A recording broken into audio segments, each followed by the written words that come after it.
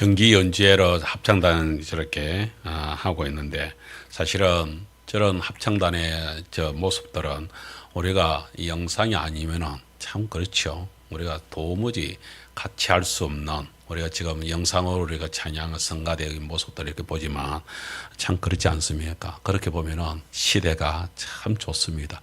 대한민국은 참 좋은 땅입니다. 할렐루야. 그렇습니다. 누가 뭐라 하더라도 저는 이 대한민국에서 태어난 걸, 그것도 자유 대한민국 속에서 살고 있다는 것이 감사하고 정말로 감격입니다. 오늘 설 주간인데요.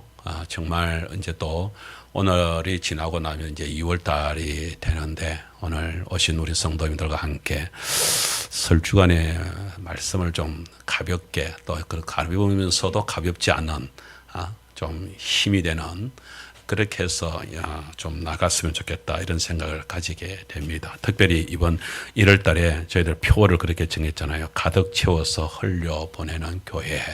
그렇게 했는데, 내 힘으로 무엇을 갖다가 우리가 힘을 낼 수 있겠습니까? 이 어려운 시기에. 지금 우리 지난번에 이문기 주사님 때 얘기 들었지만, 우리 이문기 주사님 얘기뿐만 아니라 우리 모든 성도님들이 지금 생각하고 있는 것, 또 이제 세상이 지금 돌아가고 있는 상황들, 이런 가운데서 참 어렵다. 지난번에 우리 김성길 장로님하고 이렇게 잠시 이렇게 그 문자로 이렇게 대화를 좀 나눴는데, 그렇게 하는 가운데서 지금 계엄이 선포되면서 지금 회사들마다 자기들뿐만 아니라 주변에 있는 사람들이 다 어렵다, 그렇게 얘기해요. 서울에서 사업을 하고 있는 제 친구가 있는데, 지난번에 통화를 해보니까 지금 정말로 이 긴장을 놓칠 수가 없는 상황이라고. 그래서 지금 그렇지만은 버텨나가야지 어떻게 하겠냐. 참 힘든 가운데 그렇게 있는 것 같습니다. 정말 괜찮다, 앞으로 지금 잘 되고 있으니까 앞으로 더 잘 될 거야, 이런 소리를 들으면은 참 기분이 좋겠는데, 우리 장대에서도 예전에 우리 백주사님이 장대에서 있으면서, 우리 손지사님 장대에 있으면서, 목사님 요즘에 장사가 너무 잘 됩니다, 앞으로 더 잘 되겠습니다, 이렇게 하면은 정말 좋겠는데, 이게 손님들이 없어요. 그래서 오늘 빨리 문 닫아야 되겠습니다, 이래서 마음이 그냥 군덕군덕 한다고요. 그런 마음들이 생깁니다. 참 힘듭니다. 지난번에 얼마 전에 목사님들 몇 분이 이렇게 기도회를 같이 가지는데, 거기서 인도하는 목사님이 자기 교회 사정 얘기를 이렇게 하면서 그러는 거예요. 목사님들 정말 어렵습니다. 우리 교회에 어떤 계기가 돼가지고서 그냥 전환점이 이렇게 팍 생겼으면 좋겠는데, 그렇게 기도하는데 잘 안 됩니다. 잘 안 됩니다. 정말 힘듭니다.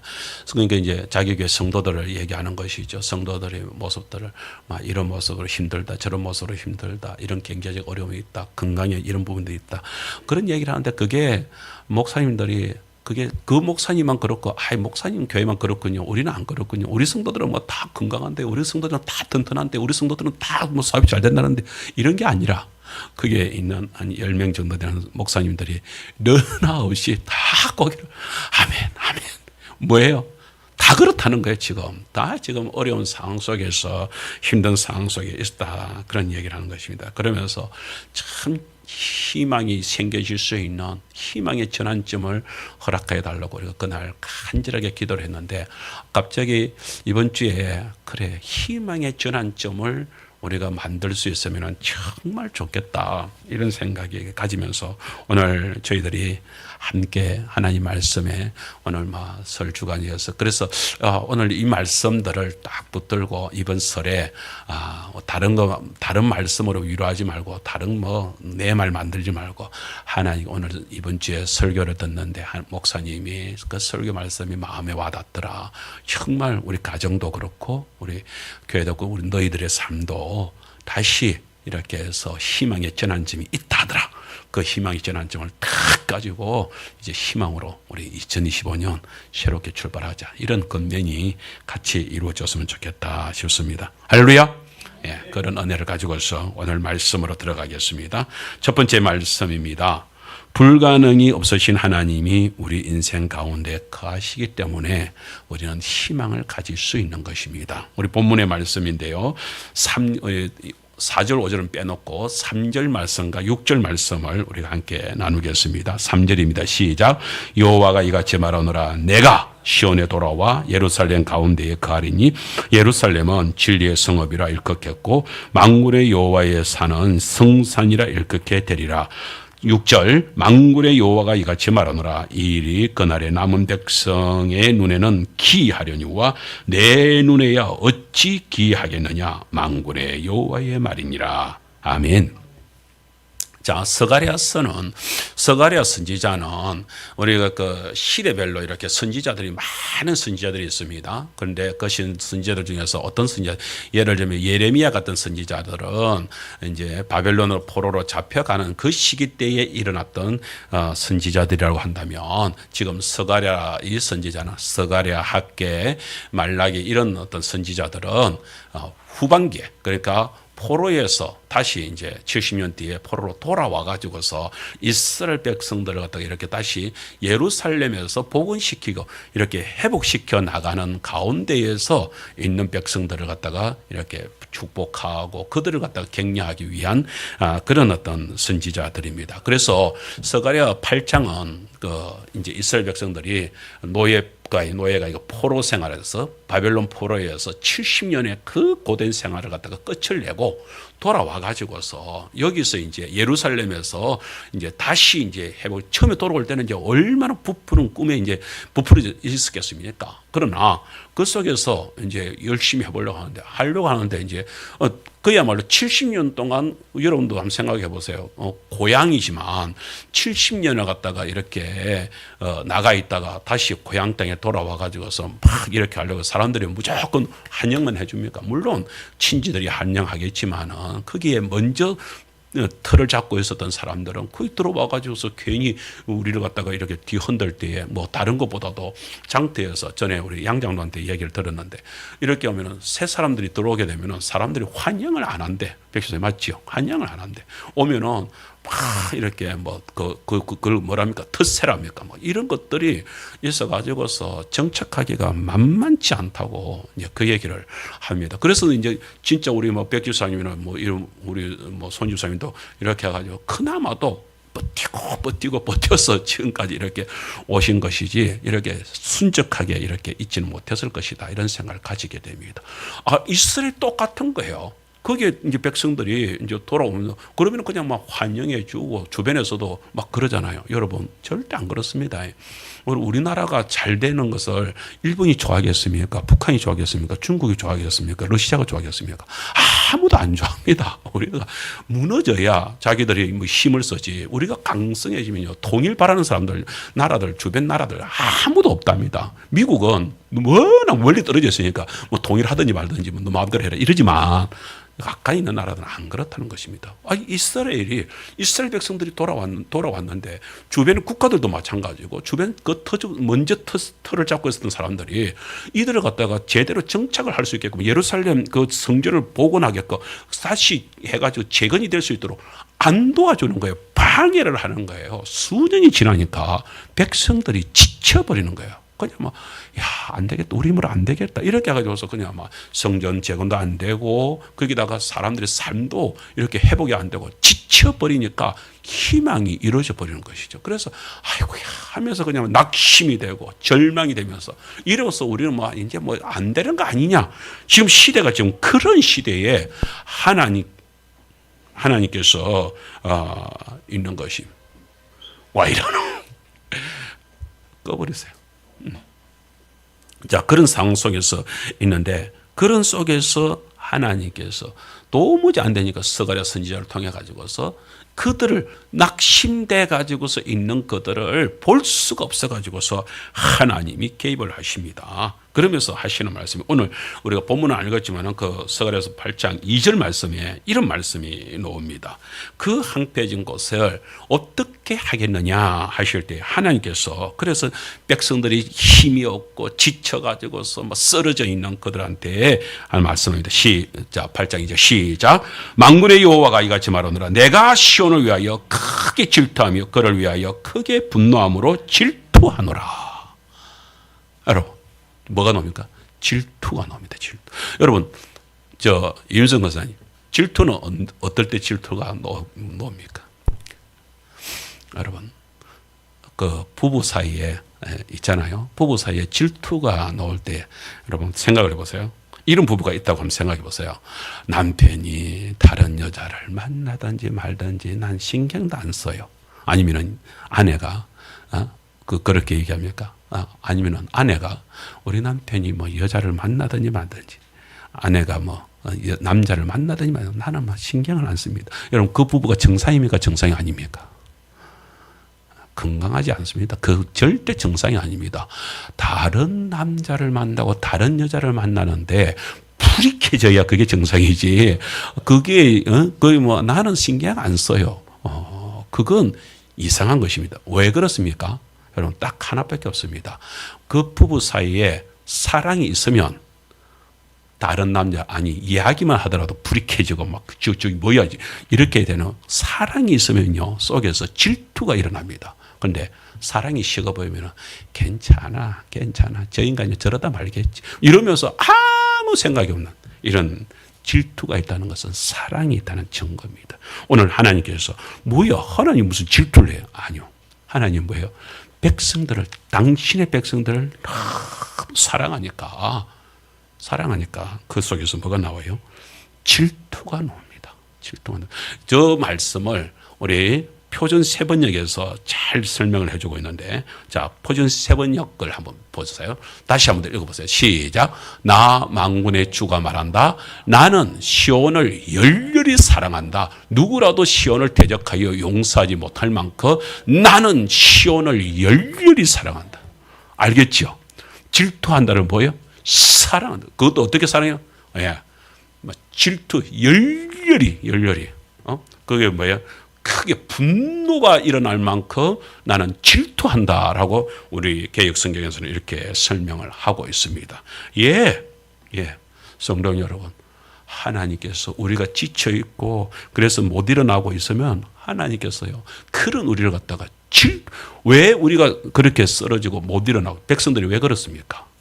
주변 사람들이 당신의 백성들이 일어나게끔 당신의 나라가 일어나게끔 만들어 주지를 않고 있으니까 하나님이 그들을 향하여서 질투가 일어난다고요. 우리가 이런 어떤 질투, 그것은 달리 말하자면 하나님께서 아직도 당신의 백성들을 향한 열렬한 사랑이 뜨겁게 타오르고 있다는 것입니다. 할렐루야. 그렇습니다. 그런 사실들을 우리가 알게 될 때, 그래서 주님께서 뭐라고 합니까? 오늘 3절에서 그래서 하나님이 뭐예요? 내가 너희에게 오겠다. 너희들이 거하겠다. 그래서 너희들이 직접 움직이겠다라고 얘기해요. 그래서 뭐예요? 이 성읍을 내가 와가지고서 다시 손을 쓰게 되면은 이 성은 진리의 성읍이 될 것이다.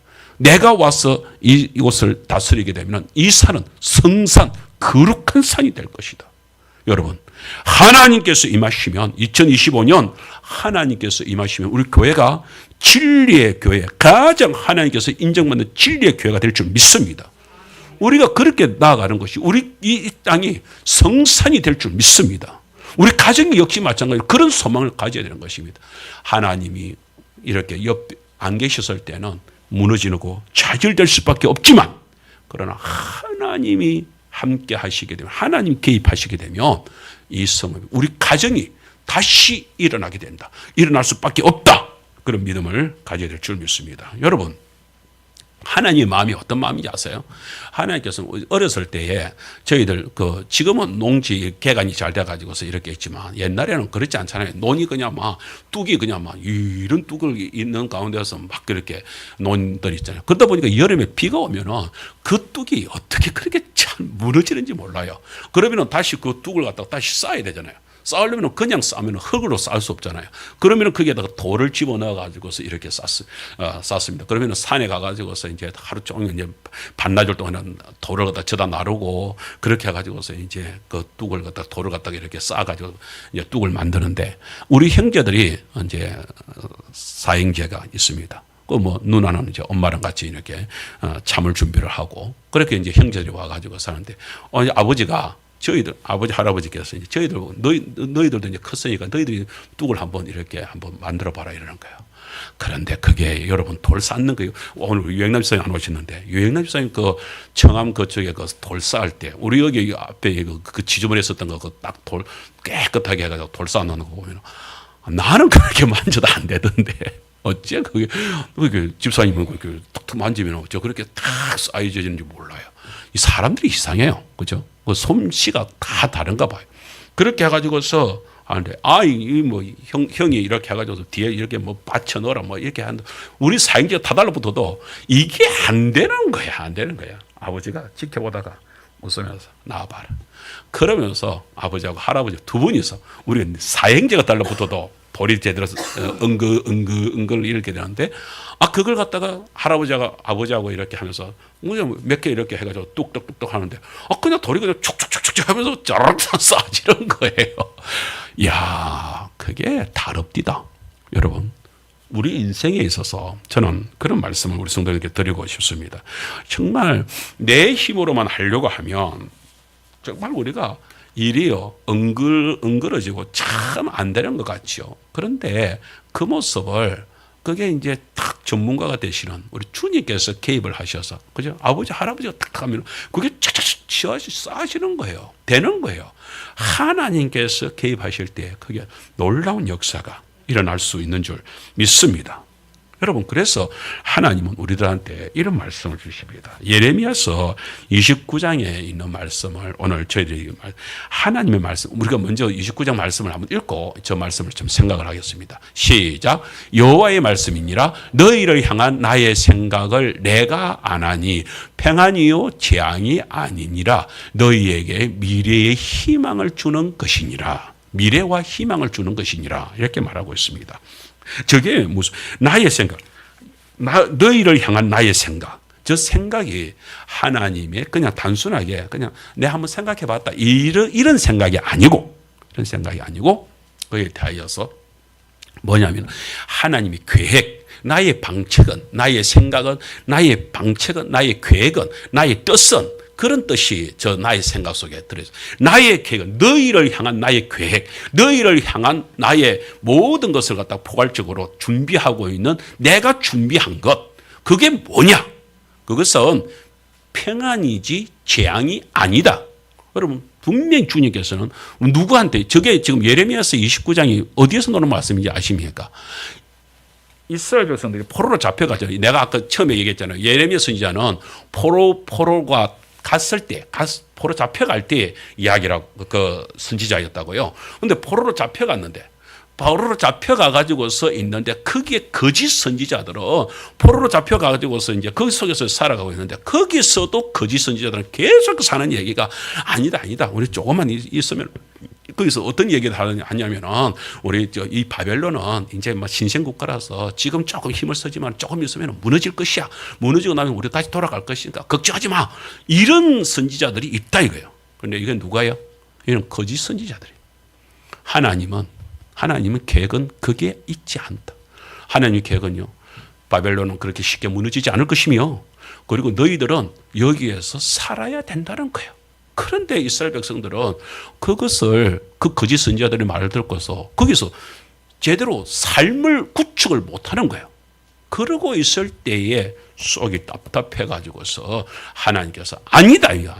그러면서 예레미야 선지자를 통해 가지고서 바벨론에 있는 백성들한테 편지를 써서 너희도 글을 써서 나의 뜻을 전해라 라고 얘기를 해준 것이 29장입니다. 뭔 말이냐면 하나님께서는 아니다. 너 여기서 결혼을 해라. 그리고 여기서 지금 집을 짓고 여기서 터를 만들고 텃밭을 가꾸고 그래서 먹을 것을 구하고 그렇게 해서 여기서 살아라. 70년간은 여기서 살아야 된다. 이렇게 말씀을 하시는 거예요. 그게 내 계획이고 내 뜻이다. 이거예요. 그걸 너희들이 알고 살아야 된다. 그러면서 뭐라냐면 결혼을 해라. 그리고 여기서도 너희들 데려온 자녀들 생산을 해가지고서 숫자가 줄어들지 않도록 해라. 저는 오늘 말씀을 이렇게 듣는데요. 제 마음이 이렇게 막 뜨거워지는 거예요. 지금 우리가 이 땅에 우리가 살고 있는 지금도 마찬가지잖아요. 지금도 우리는 자녀들 결혼을 해가지고요. 우리 절대로 여기 인구가 특별히 믿음의 식구들의 인구가 줄어들면 안 되는 거예요. 하나님께서 그 말씀을 우리들한테 주고 있는 것입니다. 그러면서 하시는 말씀이 야 내가 너희들을 향한 계획이 뭔지 아냐?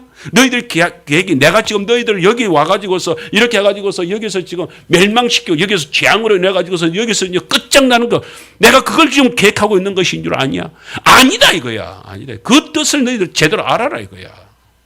그러니까 너무 힘들어요. 목사님 지금이 너무 힘들어요. 저 도저히 젊은 사람들이 요즘에 막 이렇게 해가지고서 뭐 조금만 뭐 하면은 뭐 안 돼요.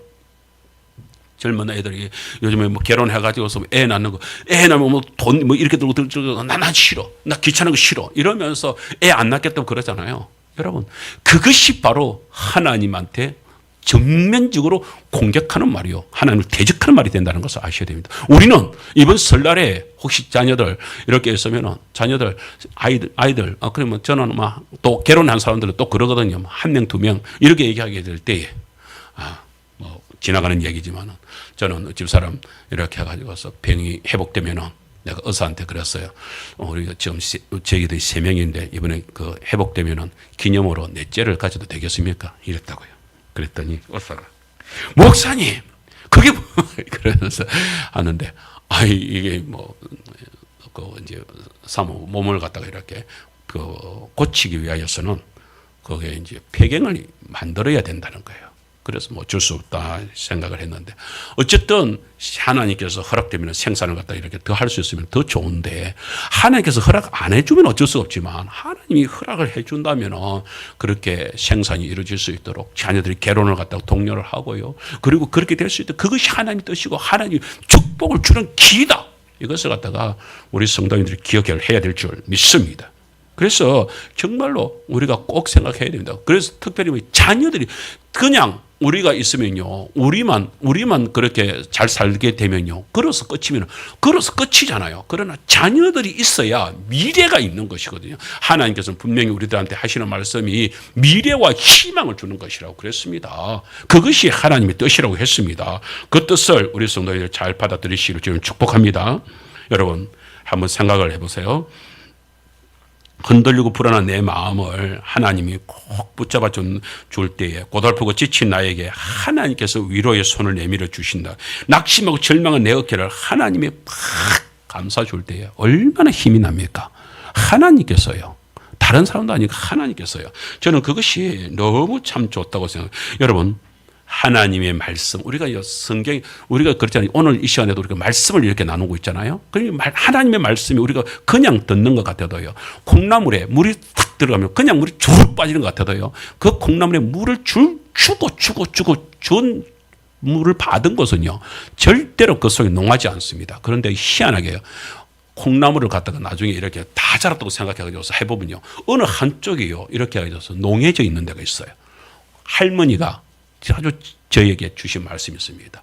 왜 여기가 이렇게 물이 이렇게 콩나물이 이렇게 해가지고 이렇게 제대로 안 되고 이렇게 농해지지 않냐? 이렇게 해가지고 흐물흐물 돼가지고 거기는 못 먹어. 그건 버려야 돼.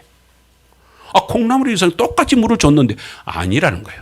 할머니가 하시는 말씀이 할머니가 출타를 하다 와서 보니까 우리 보고 물을 줘라 했는데 우리는 그냥 물을 준다고 쭉 줬는데 그런데 나중에 보니까 이게 한쪽이 농해져 있는 거예요. 너희들이 콩나물에 물을 갖다가 이렇게 쭉 주지만 물을 어떻게 줬다고? 물을 이렇게 해가지고 골고루 이렇게 쭉 모두에게 쭉쭉 이렇게 물이 적셔지도록 이렇게 계속해서 아침 저녁으로 이렇게 물을 줬어야 되는 건데 너희들이 물을 갖다가 이렇게 픽픽 이렇게 주니까 주면서 물이 쭈르륵 빠지는 것도 있지만 받은 곳이지만 물을 받지 않은 곳은 뭐예요? 같은 콩나물이 자라는 것처럼 보여도 그렇죠? 농해져 버리더라는 거예요. 여러분 오늘 말씀을 똑같이 말씀을 들어도 여러분 말씀이 흡족하게 그야말로 오늘 말씀으로 목욕을 하시기를 축복합니다.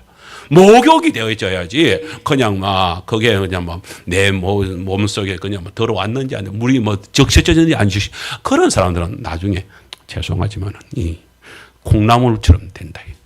우리가 그렇게 생각할 때 말씀을 우리도 이렇게 흡족하게 받아야 되겠구나. 할렐루야.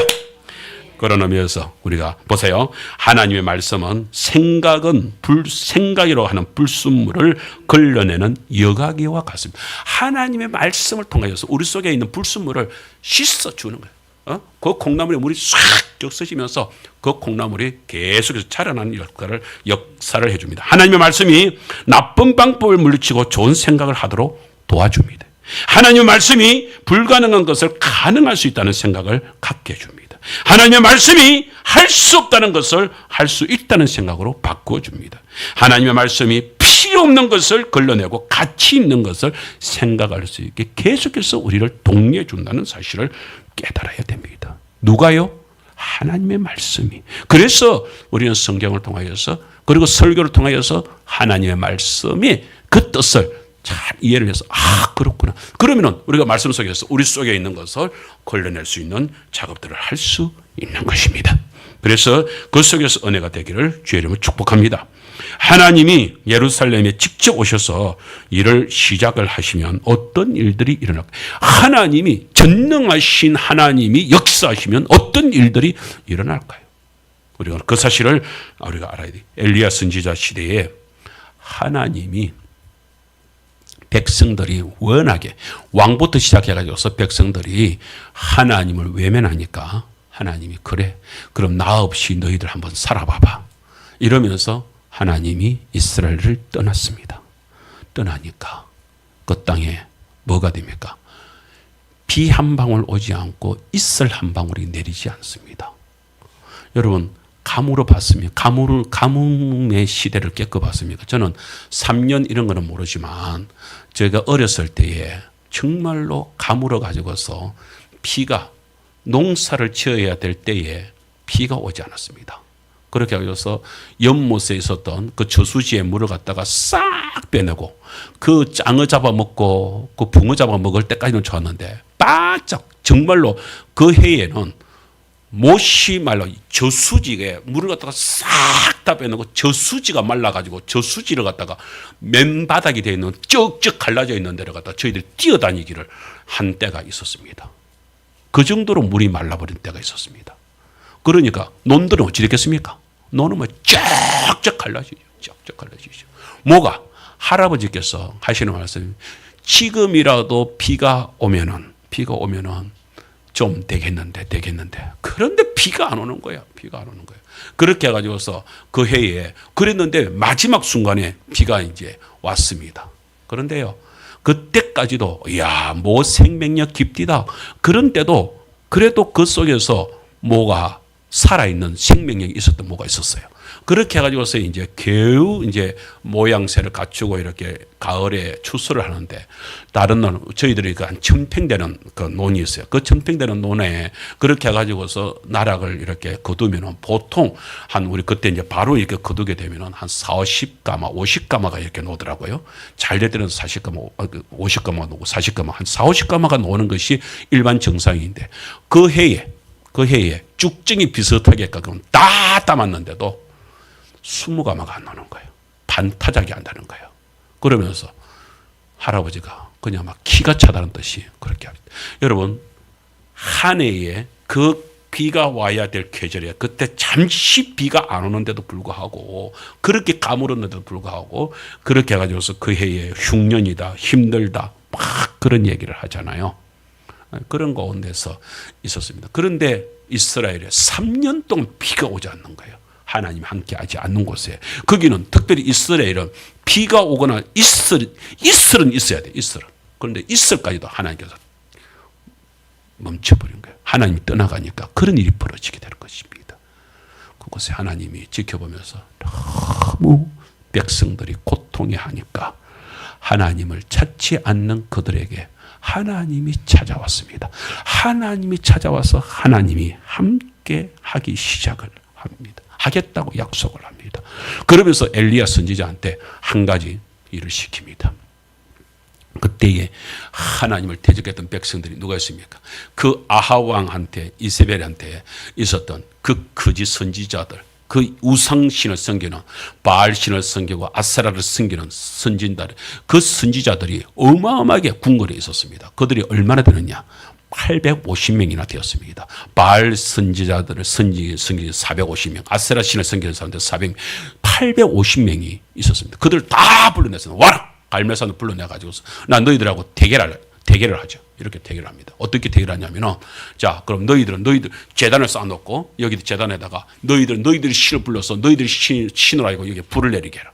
나는 나의 재단에 나의 신을 하나님을 불러서 여기 불을 내리게 할 테니까 너희들이 먼저 시작을 해라. 그렇게 합니다. 별짓을 다 합니다. 징을 치고, 여러분 그 무당구 굿할 때 봤습니까? 여러분 무당굿은 얼마나 시끄러운지 모릅니다. 여러분 절에 가보세요. 절에 가가지고서 조용히 하는 거 봤습니까? 그네들은 그거 하는데 그 연부를 외워도 조용히 연부를 외우는 것이 아니라 왜 하면서 자기들만 막 시끄럽게 그렇게 하면서 막 그럽니다. 교회하고는 다르더라고요. 근데 특별히 무당들은요, 징치죠, 구다죠, 거기다가 막 무당 그 옷 색깔도 행색색으로 해가지고서 거기다가 또 춤까지 춰가면서 어떨 때는 작두에도 올라가가지고서 지랄 방정을 들어가면서 별짓을 다 하는 모습들을 봅니다. 그런데도 그렇게 하는, 심지어 거기서 갈멜산에서 뭐까지 했냐면은 성경에 보니까 칼을 가지고서 몸을 갖다가 피를 흘리게 하고, 자기들이 이제 모든 정성을 다 보인다 이거죠. 피를 흘리면서, 그러면서 자기들 신들면 아세라 신이여 발 신이여 여기에 불을 붙여 주셔 막 합니다. 그렇게 하는데도, 하루 종일 해드는데도 비 한 방울 불이 내리지 않습니다. 드디어 밤이 됐습니다. 이제 해가 넘어갑니다. 엘리야 선지자가 그러면 내가 이제 하겠다. 그렇게 징을 치라 그런 것도 없어요. 북을 쳐라 이런 것도 없습니다. 조용합니다. 거기다가 뭐라 하냐면은 그 재단에다가 물을 갖다가, 그 가무는 데다가 물을 갖다가 또랑이 넘치도록 물을 갖다가 다 갖다 부으면서 그 나무에다가 그 재단에다가 물을 갖다 붓습니다. 여러분, 물에 젖은 그곳에 불이 붙을 리가 있겠습니까? 이거는 하나님께서 하시는 일이어야만 된다라는 것을 갖다가 보여주면서 그렇게 하고 있습니다. 그렇게 해가지고서 엘리야는 하나님께 뭐라고 하면 딱 하나 기도를 합니다. 열왕기상 18장 36절 37절에 엘리야가 하나님께 한 기도가 나옵니다. 기도를 갖다 같이 한번 읽을까요? 시작. 아브라함과 이삭과 이스라엘 하나님 여호와여, 주께서 이스라엘 중에서 하나님이신 것과 내가 주의 종인 것과 내가 주의 말씀대로 이 모든 일을 행하는 것을 오늘 알게 하옵소서. 37절. 여호와여, 내게 응답하옵소서. 내게 응답하옵소서. 이 백성의 주 여호와는 하나님이신 것과 주는 그들의 마음을 되돌이키심을 알게 하옵소서. 하나님께 온전히 간구합니다. 오직 내게 응답하옵소서, 내게 응답하옵소서. 두 번을 했다는 것은 간절히 구하였다는 것입니다. 진심을 다해서 구해요. 여러분, 이게 중요합니다. 진심을 다해서 하나님께 구한다는 것, 이것은 정말 중요한 것입니다. 이렇게 구하였을 때에 하나님께서 어떻게 합니까? 그 물이 흥건하게 있었던 그 재단에 물이 흐르는 그곳을 갖다가 물을 갖다가 그야말로 이렇게 짐승이 혀를 갖다가 이렇게 해가지고 싹 핥아 먹듯이 그냥 막 그 물이 싹 없어지면서 그 재단에 불이 확 떠가지고서 그 재단을 완전히 태워버리는 역사가 일어납니다. 이 역사를 바라보는 순간에 18장 39절에서 이렇게 고백이 터져나옵니다. 자, 우리가 그때 백성들을 생각하고 똑같이 한번 시작. 모든 백성이 보고 엎드려 말하되 뭐라고요? 여호와 그는 하나님이시로다. 여호와 그는 하나님이시로다. 이것 말고는 할 말이 없는 거죠. 여호와만이 참 하나님이신 줄 믿습니다.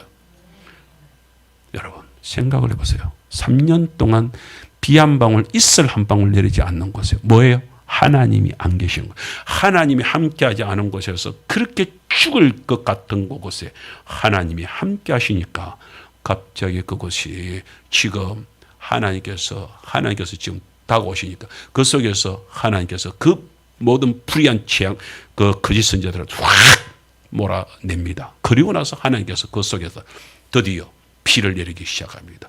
땅이 팍 적셔지면서 하나님께서 놀라운 비를 허락하여 주신 것입니다. 이것이 하나님의 역사입니다. 하나님이 어떤 분이십니까? 하나님이 어떤 분이신가를 모세가 아주 재미있게 기록을 한 것이 있습니다. 제가 그걸 여러분들 잠시 소개를 하겠습니다. 여러분, 하나님 이스라엘 백성들을 갖다 모세가 이렇게 출애굽을 시키잖아요. 출애굽을 시켜가지고서 어디에 동담 도착합니까? 홍해 앞에. 홍해 앞에는 앞에는 홍해가 딱 바다가 가로막고 있고 뒤에서는 그 애국 군대가 이제 잡으러 이제 마병을 그거 쳐들어오고 있습니다. 그 가운데서 우리가 여기서 죽는구나 생각을 하는데 하나님께서 그곳에서 어떻게 해요? 갑자기 그 홍해에 길을 갖다가 쫙 내면서 여러분 홍해에 길을 냈다고요? 바다에 길을 냈다고요? 이게 말이 됩니까?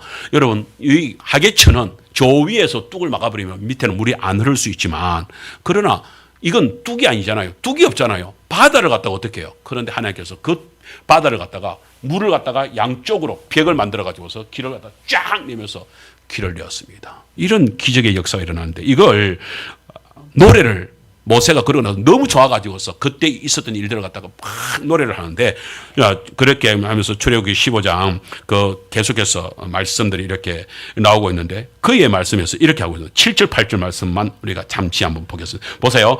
7절에 주께서 주의 큰 위엄으로 주를 거스른 자를 엎으시니다. 주께서 진노를 바라시니 그 진노가 그들을 지푸라기 같이 사르니이다.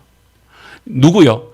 애국 군대가 그렇게 잡으러 들어오는데 물을 갖다가 탁 합쳐버리니까 그 군대가 그 엄청난 세계적인 군대가 꼼짝없이 그 물에 수장되는 모습을 가지고서 뭐라고 표현해? 지푸라기 같이 살라버리는 역사가 일어났다. 여러분 지푸라기 그 사라는 거 보았습니까? 이런 불 그렇게 타작하고 나면은 그 있잖아요. 이렇게 마지막에 이렇게 불을 갖다 이렇게 하면서 그 태우고 있는데 그때에 그 지푸라기 같은 그 얇은 거 그 불에 한번 넣어보세요.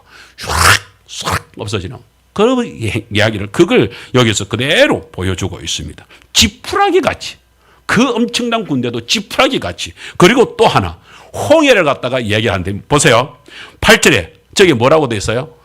주의 콧김에 물이 쌓이되 파도가 언덕같이 일어서고 큰 물이 바다 가운데 엉기니이다. 여러분 하나님께서 그 바다를 갖다가 이렇게 가르는 것을 갖다가 뭐라고 표현해요? 하나님이 뭐라 했다고요? 콧김으로. 이러니까 바다가 쫙 갈려. 얼마나 이게 재밌어. 하나님께서는요, 그 바다도 콧김 하나로 바다를 갈라내는 분이 하나님의 역사인 줄, 전능하신 하나님의 역사인 줄 믿습니다. 그 하나님이 오늘 우리의 하나님이십니다. 그 하나님이 그렇게 역사를 일으키실 때에 과연 하나님이 싫어하라고 찬양을 할 수 않을 수가 없는 것입니다. 우리가 찬양에 그는 여호와 그 찬양이 있잖아요. 그 악보 한번 보세요. 그 찬양을 보게 되면은 그는 여호 악보 없어요. 그냥 저것만 띄워놨어. 내가 악보 준비하라고 해놨었는데 여기 보면은 그는 여호와 창조의 하나님. 이거 찬양 아시죠? 그는 여호와 창조의 하나님, 그는 여호와 전능의 하나님, 길앗의 향로요 반석의 하나님, 그는 여호와 치료의 하나님. 이 찬양이 이렇게 되는데 2절에는 지존의 하나님, 아브라함의 하나님, 여호와 샬롬 평강의 하나님, 이스라엘의 하나님, 영원한 하나님, 그는 여호와 치료의 하나님. 여호와 3절에 여호와 이레 그는 나의 공급자, 구원의 하나님, 구주의 하나님, 아들을 보내어 그를 정가하셨네. 그는 여호와 치료의 하나님. 그러면서 그 찬양 하나님이 그 놀라우신 분이라는 사실을 얘기하면서 찬양하세 할렐루야, 찬양하세 오 할렐루야, 그는 여호와 전능의 하나님, 그는 여호와 치료의 하나님. 찬양을 하고 있습니다. 그 전능하신 하나님이 오늘 저와 여러분이 믿고 있는 우리의 하나님이십니다. 그 하나님으로 우리는 2025년 승리의 해가 될 줄 믿습니다. 두 번째, 그러면 그 전능하신 하나님이, 그 능력 있으신 하나님이 우리와 함께 하셔서 변화시키는 역사가 어떤 역사입니까? 두 번째, 절대 절망의 땅에 희망이 춤추며 노래하게 한다는 사실을 기억하셔야 됩니다. 4절 5절 시작. 만군의 여호와가 이같이 말하노라. 예루살렘 길거리에 늙은 남자들과 늙은 여자들이 다시 앉을 것이라. 다 나이가 많으므로 저마다 손에 지팡이를 잡을 것이요, 그 성읍 거리에 소년과 소녀들이 가득하여 거기에 뛰놀리라. 여러분, 두 가지의 소망이 있습니다. 첫 번째, 어르신들이 그 정말로 황폐해진 땅에 다시 사람들이 들어와 가지고서 그들이 옛날에 사람들은요 지팡이를 짚기 전에 이미 늙기 전에 사람들이 죽습니다. 여러분, 조선시대 때에 사람들의 수명이 어느 정도, 평균 어느 정도인지 아십니까? 그때는 워낙에 죽는 사람들이 많으니까 평균 수명이 35세. 믿으시십니까? 믿으시십니까? 물론 개중에 가끔 가다가 뭐 60, 70, 80 뭐 이렇게 사람들도 있지만 그거는 그런 사람들 다 합쳐가지고 평균 수명이 35세. 요즘에 뭐랍니까? 100세 시대. 100세 시대. 왜요? 옛날에는 어렸을 때도 죽는 숫자가 워낙 많으니까 옛날 사람들이 그러면 왜 그렇게 알을 많이 낳습니까? 라고 하니까 어른들이 그러더랍니다. 이 중에서는 다 거의 다 죽는 줄 알고 죽을 줄 알고 그래서 알을 많이 낳는 거예요. 그래봤자 나중에 다 살아나는 애들은 그렇게 해서 끝까지 장성하는 애들은 두세 명밖에 안 되니까 7, 8, 9을 낳아도 10을 낳아도 그러는 거예요. 지금 이 시대가 얼마나 좋아진 시대인지 아십니까? 그런데 하나님께서 역사하시면은 하나님께서 함께 하셔서 다시 일을 시작을 하게 되면은요. 어떻다고요? 어른들이 저기 늙은 여자, 늙은 남자 얘기하잖아요. 어른들이 됐다는 거예요. 어른이 돼가지고서 늙기까지 했다는 거예요. 저 때는 늙는 것이 기적이라니까요. 그런데 어느 정도까지 늙은 정도가 아니라 그들이 다시 그렇게 자리에 앉는데 나이가 많음으로 저마다 뭐래요? 기력이 약해져 가지고서 지팡이를 짚을 때까지 그렇게 살게 되는 일들. 뭔 말입니까? 태평성대를 누리며 거기서 너무나 행복하게 그것도 나이가 그렇게 되도록까지 그렇게 장수하며 지팡이를 짚어서 다니다는 얘기는 뭔 말이에요? 장수의 복이 누려졌다는 거 아니에요. 복이 누려졌다는 거 아니에요. 평화가 찾아왔다는 거 아니에요. 복이 찾아왔다는 거 아니에요. 그뿐입니까? 거기다가 그 서거거리에 뭐예요? 소년과 소녀들이 뭡니까? 아들, 딸들이 거기에 길거리에서 뛰논다. 뭔 말입니까? 아까 얘기했잖아요. 장래의 희망이 있는 것, 미래의 희망이 있는 것은 아이들 때문입니다. 아이들이 있어야 미래의 희망이 있는 것입니다. 저 말은 다시 말하자면 아이들이 그냥 뛰노는 정도가 아니라 아이들 뛰노다는 것은 첫 번째 뭐예요? 젊은 남자, 여자들이 뭘 했다는 얘기예요? 결혼을 했다는 얘기예요. 결혼을 하고서 어떻게 했다는 얘기예요? 아이들을 많이 낳았다는 얘기예요. 그렇게 해가지고서 저렇게 복이 넘치는 역사가 일어났다는 것을 얘기하는 것입니다. 자녀들은, 예수님은요, 자녀들을 절대 나무라지 않았습니다. 멀리하지 않았습니다. 마태복음 19장 13절에 그때의 사람들이 예수님께서 안수하고 기도해 주심을 바라고 어린 아이들 데리고 오며 제자들이 꾸짖는데 그 14절 15절에 보면 예수께서 이르시되 어린 아이들을 용납하고 내게 오는 것을 금하지 말라. 천국이 이런 사람의 것이니라. 그러면서 그들에게 안수해 주는 일들이 벌어지게 됩니다. 여러분 이 사실만 보더라도 우리가 얼마나 좋습니까? 여러분 자녀들이 번성한다는 것은 자녀들이 있다는 것은요 그만큼 좋은 것입니다. 지난주에 우리 유 집사님 집에 가서 이렇게 할아버지가 이번에 가니까 할아버지가 기다리고 있는 거야. 왜? 그 전주에 가가지고서 좀 주물러 줬는데 할아버지가 기분이 좋았었던 그렇게 해서 좀 이렇게 그날 그러더라고요. 일어서면서 어이구 내가 목사님 만지고 나니까 내가 그러시네 이러면서 막 걷더라고요. 그러더만은 이번 주에 가니까 기다리고 있는 거야. 그렇게 해서 이제 만져주고 그랬는데 민재가 이제 옆에 있더라고. 그래서 이제 민재도 이렇게 하는데 민재가 막 이렇게 하면서 아이 하다가 또 시원해 하다가 이게 만져주면 뭐 어떤 것은 시원해지고 어떤 것은 또 뭐 아프고 뭐 이러니까 막 그렇게 해서 이제 애교를 부립니다. 그러니까 할아버지 할머니가 지켜보면서 좋아가지고 우리 여집사님도 그러고 저 할아버지가 어머 하면서 웃고 계시네. 왜요? 자녀들이 그렇게 노는 모습들은요 다 좋아지는 것입니다. 행복해지는 것입니다. 그런 역사가 일어납니다. 하나님께서요 그 함께하는 것은요 그런 복이 있습니다. 예수님이 어떤 분이십니까? 여러분 그 비유를 예수님이 어떤 분이 하나님이 어떤 분이다 하는 것을 갖다가 하나의 비유를 우리한테 들어서 주는데요. 이 말씀이 우리들한테 참 위로가 됩니다. 여러분 품꾼의 비유를 드는데요. 사람들이 아침 일찍부터 이제 일터에 나가기 위해서 이제 일을 준비하고 있지 않습니까? 그러니까 사람들이 막 있습니다. 그러면 이제 일을 시게 된 사람들이 이 사람 건강한 사람들부터 일 잘하는 사람들도 쫙 뽑아가지 않습니까? 그래서 이제 뽑혀 나갑니다. 9시도 뽑혀 나가고 12시도 뽑혀 나가고 그런데 오후 5시가 됐는데도 아직까지 일을 잡지 못하고 있는 사람들이 있습니다. 이 사람들은 누굴까요?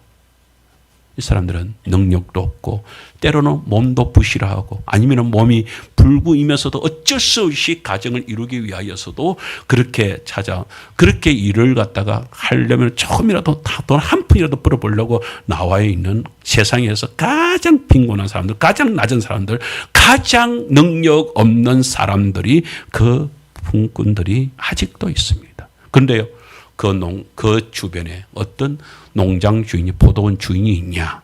세상에 그 5시에 나와가지고 있는 사람들한테를 보면서 너희들 왜 여기 있냐라고 물어줍니다. 그러니까 사람들이 불러주지 않아서 우리가 여기에 있습니다. 라고 얘기가. 그러면 너희 다 와라. 너희들도 우리 농장에서 일을 해라. 이러는 거예요. 잠시 일을 하면 6시 되면 마칠 것인데 5시에 이제 불렀으니, 가장 널끔하게 불렀으니 이제 자기들은 뭐 돈을 갖다가 조금이라도 뭐 다른 사람들 10만 원 주면 나는 뭐 10,000원이라도 주면 뭐 고맙겠다라고 생각을 하고 있습니다. 이봉규 선생님, 요즘에 하루 일당이 임금 얼마입니까? 예. 집사님 많이 받는다면 24만 원. 일당이. 예. 집사님이 24만 원을 받을 때, 그러면 이제 자기들은 그렇게 생각해요. 나는 뭐 전문가도 아니니까. 집사님은 이제 전문가니까 24만 원까지 받지만, 그러나 자기는 이제 막 그래 하면 이제 보통 우리들 같은 거 그럴 거잖아요.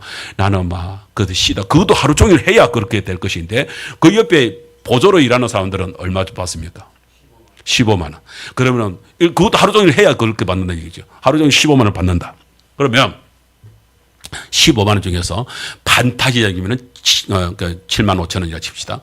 그렇게 했을 때, 그러면은 오후니까, 오후 5시니까 반에 반타작을 해야 되는 거 아니겠어요? 그럼 얼마겠어요? 그렇게 1시간 일했으면 얼마 줘야 됩니까, 집사님? 돈 줘야 됩니까? 주긴 줘야지. 내 생각은 한 1, 2만 원 주면은 안 되겠나 싶은데. 그런데 그렇게 생각을 하고 이제 자기도 일을 열심히 했을 거야. 근데 뭐 일을 하려니까, 갑자기 뭐 이제 정리하자. 이렇게 됐을 거라고요. 제대로 일도 못한 것이요. 그런데, 자, 늦게 온 사람부터 줄 서시오. 그렇게 하는데 24만 원 주는 거예요. 15만 원도 아니고 24만 원 주는 거야. 도대체 어찌 된 거야? 그러니까 먼저 받아서 그럼 우리는 더 줄 건가? 그런데 제일 일찍 온 사람도 24만 원, 제일 늦게 온 사람도 24만 원 똑같이 준다네. 그러면 뭐야? 이러는 거잖아요. 그때 예수님이 말씀합니다. 하나님 나라는 이렇다. 하나님 나라에는 뭐예요? 1등도 없고 꼴찌도 없다. 늦게 된 자가 나중되고 나중된 자가 먼저 되는 일들도 일어난다. 똑같다. 여러분, 우리 천국에 가서 우리 성도님들 딱 있었을 때에 뭐 교회에 이제 갓 들어온 성도님하고 같이 이제 딱 줄었었는데, 갓 들어온 성도님들이 막 이렇게 호화로운 멘션을 갖다 딱 받으면 뭐야, 우리는 그러면은 더 큰 거 줄란가 이랬는데 똑같이 멘션을 똑같이 주네. 여러분, 똑같이 줄 때 질투하지 마시고 불평하지 마시고 감사함으로 받으시기를 축복합니다. 똑같다. 우리는 천국에는 1등도 없고 꼴찌도 없다. 똑같다. 오늘 우리 하계제일교회 성도님들요, 하나님께서 복을 받을 때예요. 먼저 온 우리 목사님 가정, 장로님 가정, 집사님 가정, 권사님 가정은 복을 크게 주고 한 1000배로 주고, 우리 일반 성도들은 그냥 막 한 10배로 주고 이럴 것 같. 하나님은 그렇지 않다. 하나님은 똑같이 부유하게 주신 분이 우리 하나님이시다 하는 말씀을 저희들이 받게 되는 것입니다. 그래서 우리는 왜 그 하나님이 어떻게 그렇게 귀하신 분입니까? 하나님은 우리를 위하여서 하나님이 우리를 살려내려고 하나님께서 독생자를 보내주시기까지 우리는 뭐였다고요? 열렬히 사랑했다고. 사탄에게 뺏기는 것을 갖다가 분노를 일으키면서 질투를 하시면서, 아니야, 나는 너희들 뺏길 수 없어. 그래서 예수님을 보내주셨다고요. 우리 79장 조금 있다가 우리 찬송할 것인데요, 거기에 보게 되면은 이런 찬송이 3절에 이런 가사가 나옵니다. 주 하나님 독생자 아낌없이 우리를 위해 보내주셨네. 십자가에 피 흘려 죽으신 주 내 모든 죄를 대속하셨네. 이러면서요, 저기에 후령구가 나오는데요, 후령구에 주님의 높고 위대하심을 내 영혼이 찬양하네. 주님의 높고 위대하심을 내 영혼이 찬양하네. 얼마나 독생자 예수, 우리를 위해서 아낌없이 우리를 위해 보내주셨어. 저는 오늘 말씀을 맺으면서